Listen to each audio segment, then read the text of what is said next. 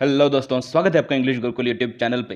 दोस्तों, आज हम पढ़ने वाले हैं खलील गिब्रान की ऑन फ्रेंडशिप। दोस्तों, यहाँ पे सबसे पहले टाइटल को डिकोड करते हैं। ऑन फ्रेंडशिप, इसका मतलब हुआ फ्रेंडशिप के ऊपर बातचीत यहाँ पे होने वाली है। तो ये बात आखिर कौन करने वाला है, ये समझना ज़रूरी है। सबसे पहले ये जो पोएम है, ये द प्रॉफिट इस किताब में से ली गई है। इस किताब की ये 19वीं पोएम है, 19th पोएम है। इस किताब की हमें सेटिंग सबसे पहले समझनी है। एक प्रॉफिट जो संत होते हैं जिनका नाम है अल मुस्तफ़ा, वो एक देश में 12 साल रहने के बाद अपने घर वापस लौट रहे हैं और जब वो बोट में चढ़ने वाले हैं, उसी वक़्त कुछ लोग उन्हें मिलने के लिए आते हैं और ये लोग उन्हें अलग-अलग चीज़ों के ऊपर क्वेश्चन्स पूछते हैं और उन क्वेश्चन्स के आंसर्स को यहाँ पे पोएटिक फॉर्म में रिप्रेज़ेंट किया हुआ है। तो इस पोएम के अंदर प्रॉफिट अल मुस्तफ़ा बात करने वाले हैं फ्रेंडशिप के बारे में। तो यहाँ पे शुरुआत होती है, एंड अ यूथ सेड, एक जो नौजवान इंसान है उसने कहा, speak to us of friendship, आप हमें फ्रेंडशिप के बारे में बताइए। Your friend is your needs answered, और जैसे ही उस नौजवान ने पूछा कि आप हमें दोस्ती के बारे में बताइए, तो अल मुस्तफ़ा जो प्रॉफिट है वो कहते हैं, your friend is your needs answered. दोस्तों, इंग्लिश में एक कहावत है, अ friend is need is a friend Indeed. क्या मतलब हुआ उसका कि वो ही सच्चा दोस्त है जो आपकी जरूरत के वक्त, आपकी नीड्स के वक्त आपके काम आए। तो कुछ इसी तरह से यहाँ पे जो प्रॉफिट है वो कहते हैं, your friend is your needs answered, आपकी जो भी जरूरत है, आपका दोस्त उसका आंसर है। आपकी हर एक समस्या का जो समाधान है वो आपका दोस्त है। He is your field which you sow with love and reap with thanksgiving. और आगे वो कहते हैं कि ही यानी कि आपका जो दोस्त है वो आपकी जमीन है जिसमें आप प्यार को सो करते हो। सो करने का मतलब होता है बीज बोना। तो आपका दोस्त आपकी जमीन है जिसके अंदर आप आपके प्यार के बीज बोते हो और रिप विथ थैंक्सगिविंग, और फिर आप रिप करने का मतलब होता है उसमें से आप जो प्रोड्यूस है उसको अब बाहर लेना। तो वो कह रहे हैं कि जब आप आपके प्यार के बीज आपके फ्रेंड्स में, आपकी फ्रेंडशिप के अंदर बोते हो, तो आप थैंक्स गिविंग के साथ उसके फल बाहर पाते हो। इसका मतलब क्या हुआ? थैंक्स गिविंग क्या होता है?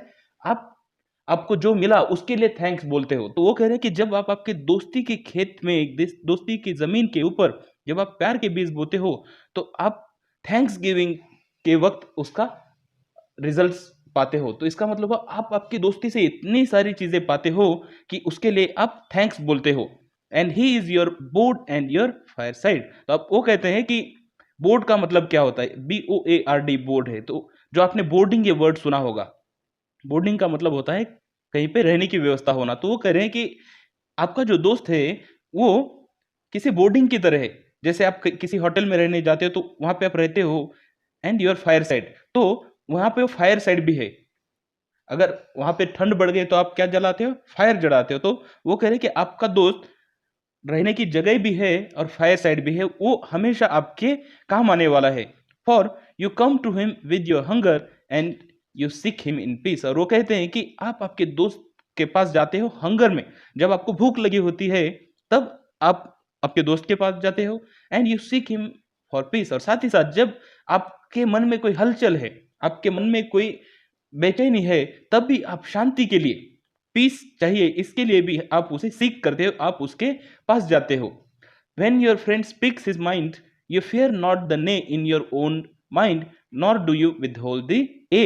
अब वो कहते हैं कि जब आपका दोस्त आपके पास उसका माइंड स्पीक करेगा, उसके मन में जो भी चीजें हैं, जब आपका दोस्त उसके मन की बातें आपको बताएगा, यू फियर नॉट द ने। आपके मन में हो सकता है वो जो कह रहा है उसके आप मना करना चाहते हो, तो आपको फियर करने की जरूरत नहीं, आपको डरने की जरूरत नहीं उसे किसी चीज के लिए मना करने के लिए।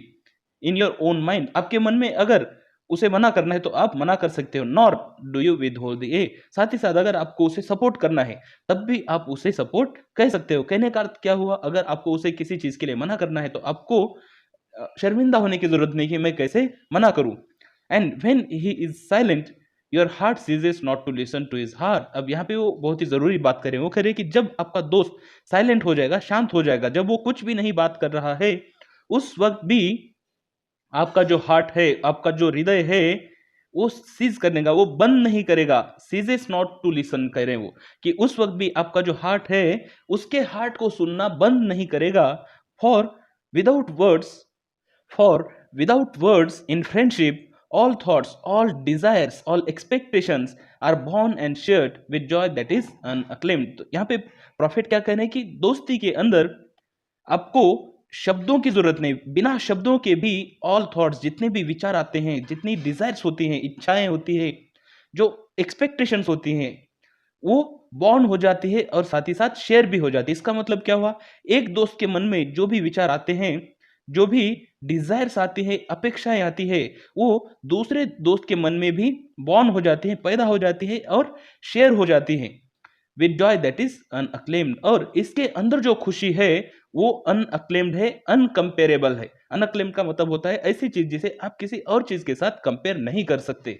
तो ये अपने आप में बहुत ही खुशी है। आप सोचो कि आपके मन में कोई एक ख्याल आया, एक विचार आया, वो विचार आपके दोस्त ने समझ लिया आपके बिना बताए, और उसने उसके ऊपर कोई एक्शंस भी ले लें, क्योंकि आपका दोस्त क्या है, आपके नीड्स का आंसर है। आप जो चाहो वो करने के लिए हमेशा तैयार होता है। तो ये एक बहुत ही अनकंपेरेबल सी खुशी है। When you part from your friend, you grieve not। अब वो कहते हैं कि जब आप आपके दोस्त से पार्ट हो जाते हो, अलग हो जाते हैं, तो you grieve not, तब आपको दुख करने की जरूरत नहीं है, आपको कोई खेद करने की जरूरत नहीं है। क्यों? For that which you love most in him may be clearer in his absence। अब यहाँ पे सोचे कितनी खूबसूरत बातों कह रहे हैं। वो कह रहे हैं क्यों? क्योंकि आप आपके दोस्त में जो सबसे ज्यादा आप उसमें जो पसंद करते हो, वो चीज आपको उसके एब्सेंस में क्लियर हो सकती है। आपको पता चलेगा कि आप आपके दोस्त में सबसे ज्यादा क्या पसंद करते हो।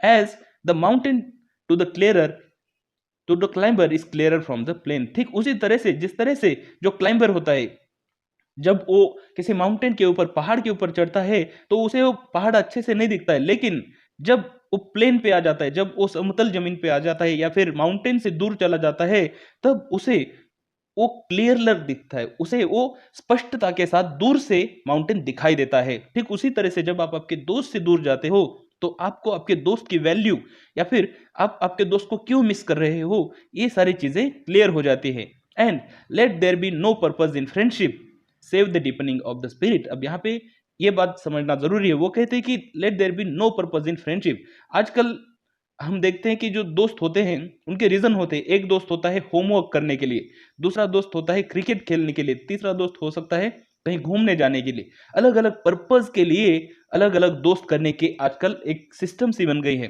तो वो कह रहे हैं कि ऐसा नहीं होना चाहिए। वो कह रहे हैं कि जो दोस्ती होती है, फ्रेंडशिप होती है, उसके अंदर कोई भी पर्पस, कोई भी छुपा हुआ स्वार्थ नहीं होना चाहिए।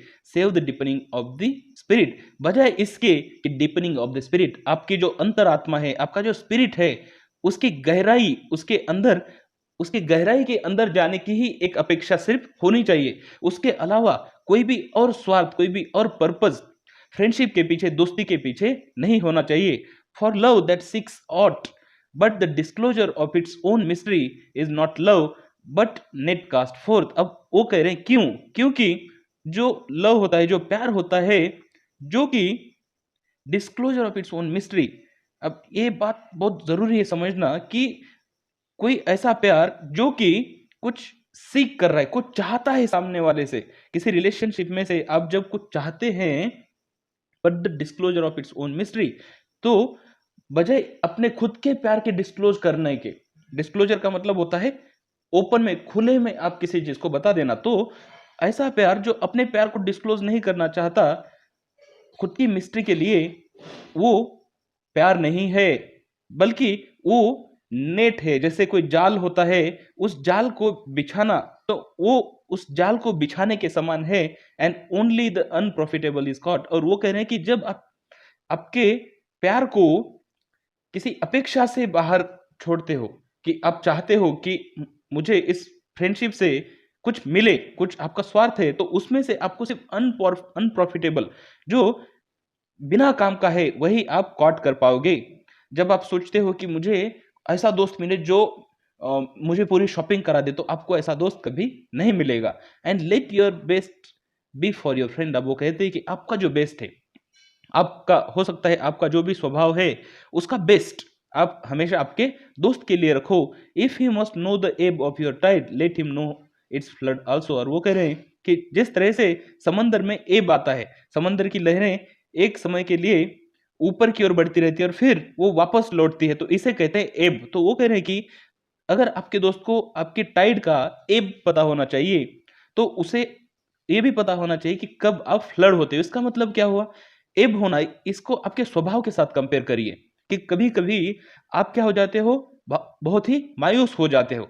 ठीक उसी तरह से जिस तरह से समंदर की लहरें एक समय के लिए वापस लौटने लगती है, ठीक उसी तरह से आप भी कभी-कभी मायूस होने लगते हो। तो आपके दोस्त को ये पता होना चाहिए कि आप कब मायूस हो जाते हो, किस चीज़ों से आप नाराज़ हो सकते हो। ठीक उसी तरह से let him know floods also, ठीक उसी तरह से उसे ये भी पता होना चाहिए कि कब आप ओवर एक्साइटेड हो जाते हो। For what is your friend that you should seek him with hours to kill. अब यहाँ पे और एक जरूरी बात है कि वो दोस्त किस काम का कि जिसे आप सीक करते हो, जिसे आप बुलाते हो तब जब आपके पास आवर्स टू किल होते, जब आपके पास करने के लिए कुछ काम नहीं होता है, तो आप टाइम किल करने के लिए, टाइम पास करने के लिए किसी दोस्त को आप बुलाते हो, तो वो दोस्ती या वो दोस्त किस काम का। वो कहते हैं seek him always with hours to live. वो कहते हैं कि आप दोस्त को उस टाइम पे सीक कीजिए, उस टाइम पे बुलाइए जब आपके पास आवर्स टू लीव है। आप आपके दोस्तों के साथ आपकी ज़िंदगी जिए, ना ही कि आप आपकी ज़िंदगी का कुछ समय किल कीजिए, समय बर्बाद कीजिए, टाइम पास कीजिए। For it is his to fill your need but not your emptiness. अब वो कहते हैं कि जो दोस्त है, वो आपकी ज़रूरतें पूरा करने के लिए है। आपको जो ज़रूरत पड़ेगी, उसे वो पूरा करने के लिए, बट नॉट योर एम्प्टीनेस। लेकिन आपका जो खालीपन है, वो पूरा करने के लिए आपका दोस्त नहीं है। And in the sweetness of friendship let there be laughter and sharing of pleasures. अब वो कह रहे हैं कि जो दोस्ती है, उसके स्वीटनेस में वहाँ पे लाफ्टर होना चाहिए, वहाँ पे हँसी-खुशी होनी चाहिए and sharing of the pleasures, और साथ ही साथ जो आपकी खुशी है, ये आनंद है, उनको शेयर किया जाना चाहिए। For in the due of little things the heart finds it's morning and is refreshed. और फिर कह रहे हैं कि जो छोटी-छोटी चीज़ें होती हैं, उन्हीं के अंदर ही जो हार्ट होता है, वो अपनी मॉर्निंग, अपनी सुबह खोजता है और वहीं पे वो रिफ्रेश हो जाता है। उसका मतलब क्या हुआ? आपके दोस्त के साथ जो आप लिटिल थिंग्स, जो छोटी-छोटी चीज़ें करते हो, आप शेयरिंग करते हो, आप कुछ बातें करते हो, ये जो सारी चीज़ें होती हैं, वो मॉर्निंग की तरह होती हैं। जिस तरह से आप पूरी रात सो के उठते हो तो आप रिफ्रेश फ़ील करते हो, ठीक उसी तरह से जब आप आपके दोस्त के साथ ये छोटी-छोटी चीज़ें करते हो, तो आप भी रिफ्रेश्ड फ़ील करते हो। दोस्तों, उम्मीद करता हूँ आपको ये पोएम अच्छे से समझ गई है। अगर आपको कोई डाउट्स हो, तो ज़रूर कमेंट करके पूछिए। Thank you very much.